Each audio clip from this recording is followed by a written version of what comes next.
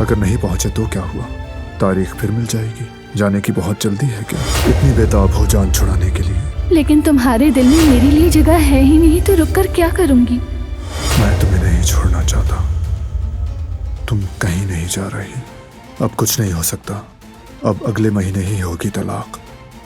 1 महीना फिर से वही सब बर्दाश्त करना होगा। लो, आजाद करता हूँ तुम्हें।